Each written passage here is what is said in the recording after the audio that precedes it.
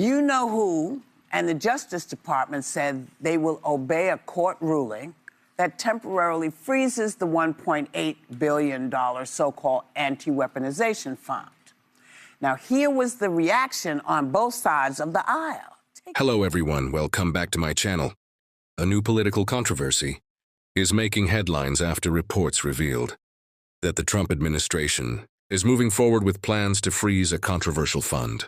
Supporters say it's a necessary step, while critics argue it could have major consequences. Here's what you need to know.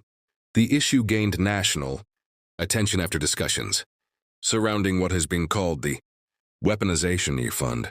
The topic has now become part of a larger debate involving government authority, oversight, and how public funds should be managed. As expected, reactions have been strong from both sides of the political spectrum. According to reports discussed on The View, the Trump administration is pursuing actions related to freezing the fund while legal and political debates continue. Supporters of the move argue that greater oversight is needed and that government resources should be reviewed carefully before being distributed. Critics, however, claim that freezing the fund could delay programs and create uncertainty around ongoing projects. This disagreement highlights a broader issue that has become increasingly common in American politics. Decisions involving federal funding often lead to intense debate because they can affect multiple agencies, programs, and communities. The story is also attracting attention because it comes at a time when political tensions remain high and many voters are paying close attention to government spending and policy decisions.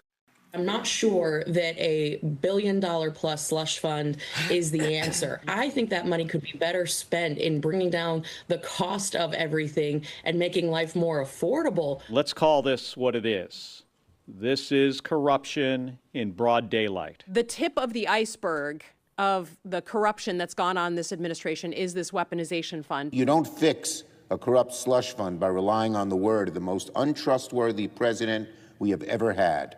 You ban it. The slush fund is rotten to the core. Democrats will make sure Republicans vote on it no matter what. It's like, okay.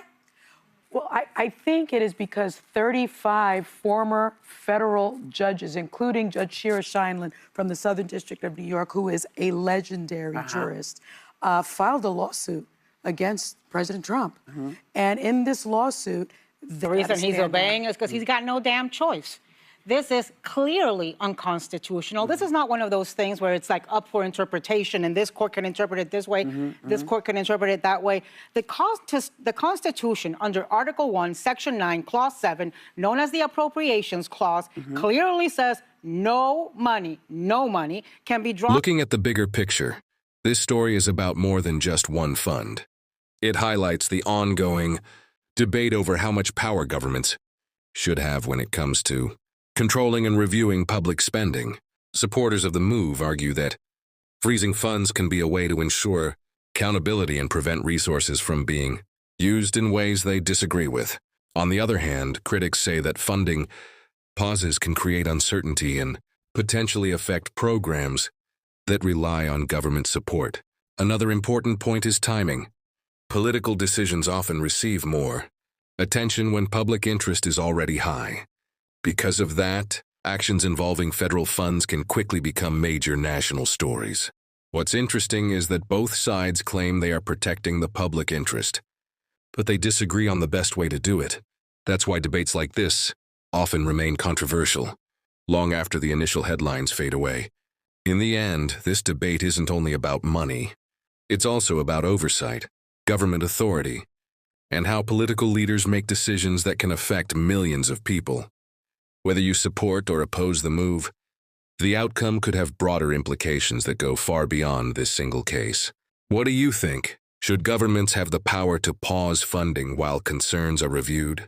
Or do you believe such actions can create more problems than they solve? Let me know your thoughts in the comments below. If you enjoy political news, trending stories, and in-depth commentary, make sure to subscribe and turn on notifications for more updates. Thanks for watching, and I'll see you in the next video.